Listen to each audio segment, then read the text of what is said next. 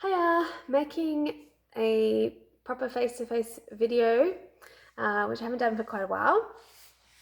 Sorry about the lighting, really not ideal situation for making a video, but I just feel like this information I'm going to share is so interesting, important, and compelling that I just wanted to put it out there. I guess for those who have ears to hear, really, and eyes to see. My eyes have certainly been opened on this subject quite dramatically in recent times. And I do feel like this is really timely and important information. We know that there's a lot going on in the world at the moment. There's some big changes already happened and a lot of big changes on the horizon. And there's lots of talk in New Age sort of circles about the need to raise our vibe and help humanity shift, and obviously the Christian view of the end times, and that we need to be getting ourselves in a really as good a place spiritually, energetically, as much as we can, so that we can be calm and centered amidst chaos and whatever turmoil happens to be going on in the world. So this is why I feel like this information is quite important, because it's been shown to me that there are some very ancient secrets and keys that have been suppressed and lost over the millennia for good reasons, as in the big picture. There were reasons for that. Lots of people get a bit grumpy, and I have had my moments in the past about the stuff that's been hidden and suppressed from the masses because of political agendas and just power hungry people. But I think obviously the plan of God or the universe, or whatever you want to refer to that as, always is bigger than all of the agendas of men. So we don't have to worry too much about the fact that this stuff was lost, but we can just be super excited that it's now coming back. And I know I'm not the only person who's seems to be receiving lots of downloads about fascinating things. But what I want to talk about in this video, and probably it's going to take me a few videos to get through the information, is the mystery, the secret meaning of the ancient temple. And this will probably be most easily understood and feel most pertinent for members of the Church of Jesus Christ of Latter-day Saints, because as some of you might know, and if you're a member, you'll know what I'm talking about, they still have temples that they worship in and perform rituals in that are based on very ancient practices. Whether or not you think it's all demonic and evil, like, maybe you could just put judgment aside for a minute and hear what I have to share about the meaning of the temple. And this is what's interesting to me, is that when you go through the temple, because I did, I grew up in the Mormon church. When I was about to be married, I went through the temple, and it's all very weird, and they don't really teach you what it all means. And I have mixed feelings about that now. Mixed feelings, but of course, as with anything, if you want to have light, wisdom, and understanding, you can always just go to the source, right? You can always go to the source. So I don't want to talk about what's happening in temples, Mormon temples today particularly, but I do want to talk about the idea of the temple and what the deep symbolism of it really is. And it's pretty out there. It's quite edgy. I admit that some of you might feel a little bit challenged by what I'm about to share, but I'll just start by just referring to a video that I did just earlier. So if we go right back to the beginning of the Garden of Eden, when Adam was, Adam was created from the ground, the creation of man, as in like man as a being. And then he, the final crowning creation was the woman being taken out from Adam, and being presented to him as an ezer-kenegdo, and that's what my last video was about.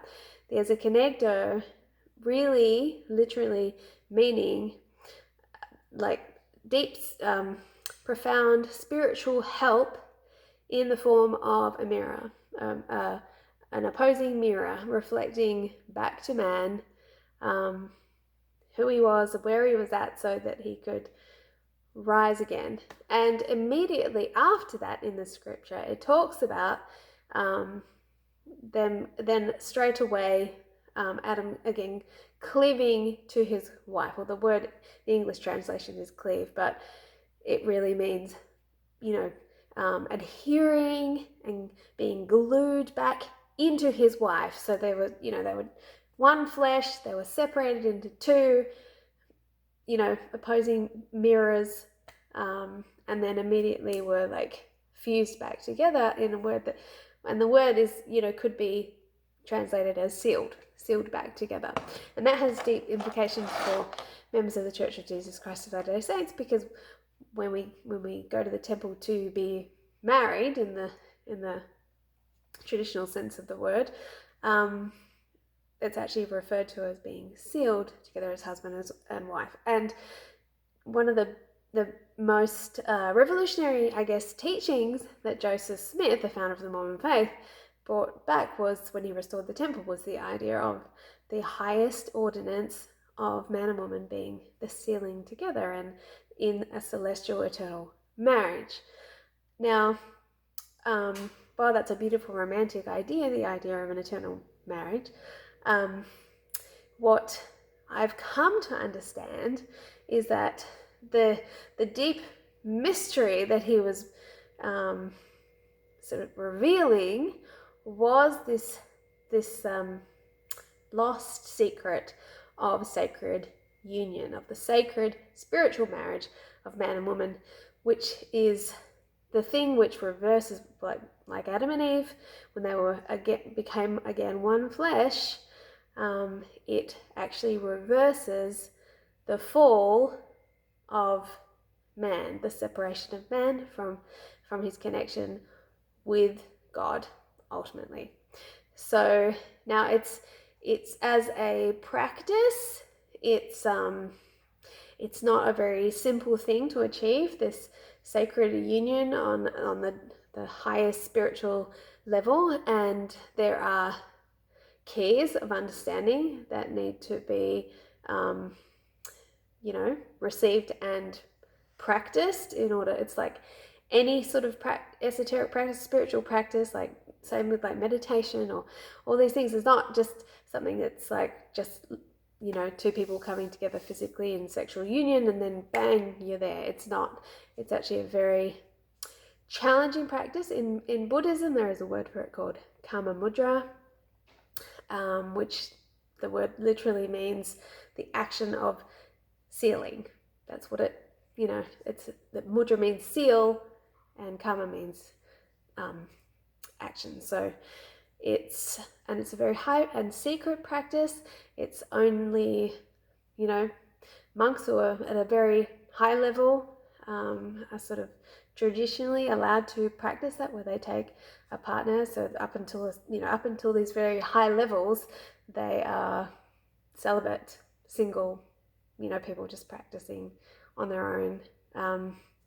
And of course, you can obviously achieve high levels of spiritual enlightenment as a single person, and I'm not saying that you can't, but what I've come to understand through my research on this topic and things that have been shared with me from people and through the Spirit, direct revelation, is that this practice is so intensely much more powerful than any other spiritual practice there is, and it is the key knowledge that all of the ancient esoteric sects, so like these sort of secret inner circle sects, for as far back as you want to go, understood and practiced. But it really is a double-edged sword.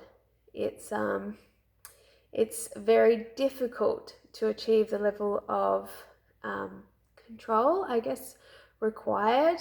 In essence, it is sexual union without orgasm. In some circles they call it semen retention, but it's not just about the man holding in, squeezing it. It's not about that at all. It's about completely, as a couple, moving into a completely different space where it is about a pure love and not driven by desire or the hunger of passion. It is much deeper. I mean, at the moment I'm talking from a theoretical space because I'm only on the brink of just coming to understand this. So obviously my husband and I have been having some very interesting conversations of late, but we're just, we're personally just on the cusp of even just coming to grips with this concept because it's very deep.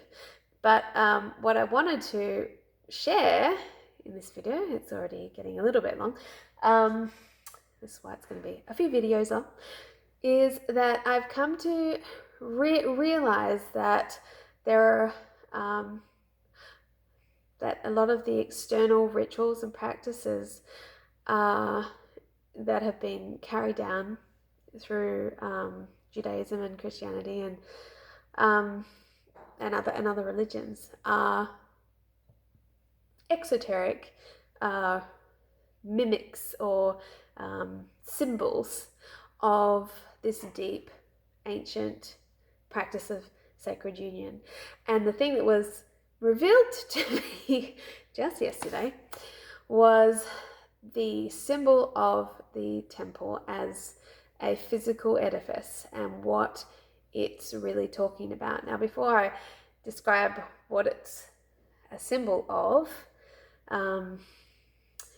I would just like to re-emphasize that the original temple that was given to Adam to reconnect him with God, to find himself, the part of himself that had been lost through sacred union, was his wife. It was his wife. She was the original temple. Eve was a human metaphor for the tree of life. So he, after partaking of the fruit of tree of knowledge of good and evil, which is the representation of the fall into separation, spiritual separation, psychological separation, the thing that would heal and reunify him with God, or man with God, not just specifically, one person, but all of humankind, was to then go and partake of the fruit of the tree of life. And so sacred union between a man and a woman is, that celestial marriage union is the path. It is the path to, or the ultimate path to spiritual union with our spiritual natures. So with that in mind, I've drawn a bird's eye view of the ancient tabernacle of Moses, which was also the basic blueprint also for the Temple of Solomon, so the temple in Jerusalem. So we've got the outer was a curtain with the original tabernacle in the wilderness, but that was obviously a solid wall when we're talking about the Temple of Solomon. Then we've got inside that, so this is all just open area, and then we've got the actual temple itself. So the walls of the temple there. We've got the outer courtyard containing the brazen altar where sacrifices were made. We've got the laver where priests would wash and purify themselves in between times. So this was spiritual purification. This was for washing in between times, for so spiritual purification, physical purification. Inside the first vestibule, I guess you want to call it, the holy place, once the priest would enter the door, we had on one side the menorah, then we had the shewbread. I'm just talking you through what was there physically. Before, then we had the veil of the temple here. Before the veil, there was the altar of incense. Once you penetrated through the veil, there was the Ark of the Covenant in the Holy of Holies. And I will talk about those things in much more detail later. But just to end this video with, and it'll be the beginning point for subsequent videos on the subject, what was revealed to me was that this entire setup was in fact a representation of, I hope we're all mature people in the room, of the female genitalia, the sexual organs of the female. And you might think, what the heck? How could that be so, and why would it be so?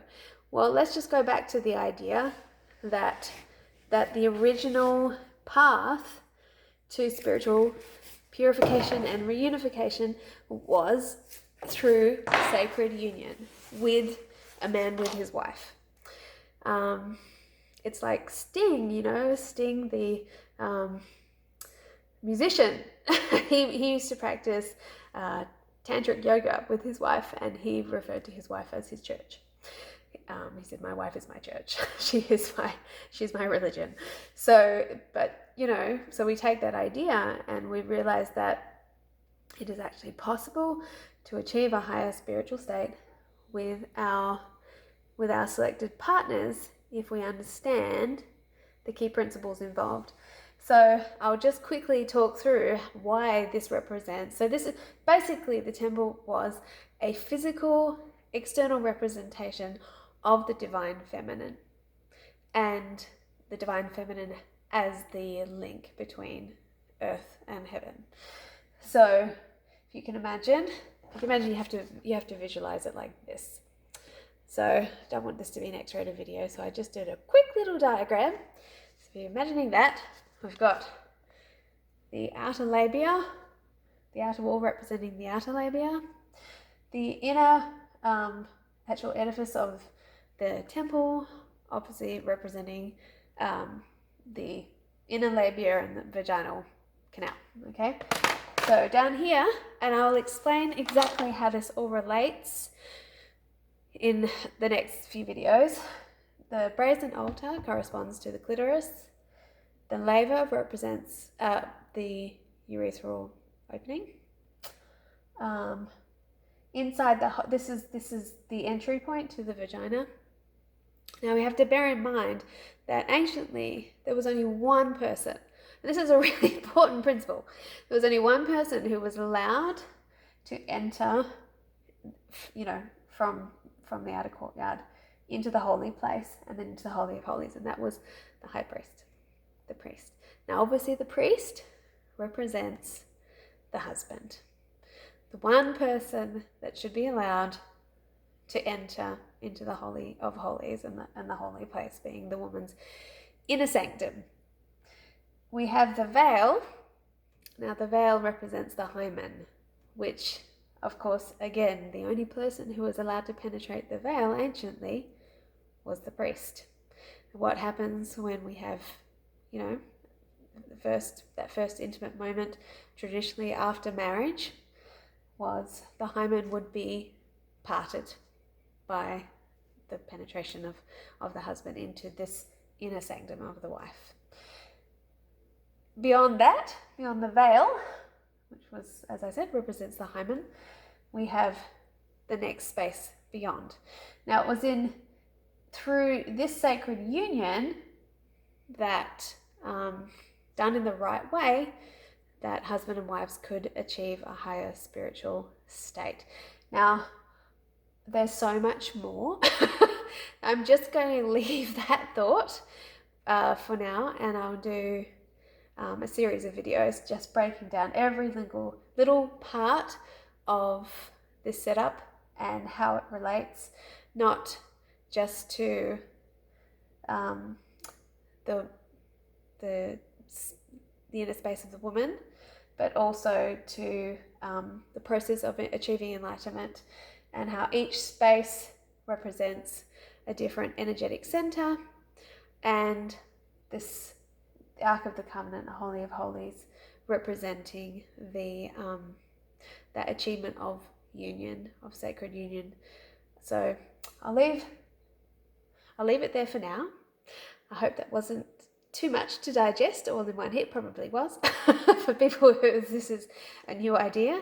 But yeah, so I'll do some further videos breaking down each spot and what this actually teaches us about sacred union and how to practice it, and the special keys that are involved to practicing it successfully, and using it as this incredible tool for raising our vibration, for achieving an enlightened states, for making this shift that we're all wanting to make. It's the fastest route that available to humans. It really is. So one person described it in a great video I watched the other day. He said, meditation is like lighting a candle. Sacred union is like creating a sun. And the power of that union and the energy that can be generated between two people, specifically between a man and a woman, is beyond comprehension with our lower mortal carnal minds. So yeah, and I'm going to talk a little bit more about the necessity of the polarity, and as represented by the two pillars. I didn't mention those before, the two pillars that were at the entrance to the temple. But I'll leave those thoughts there.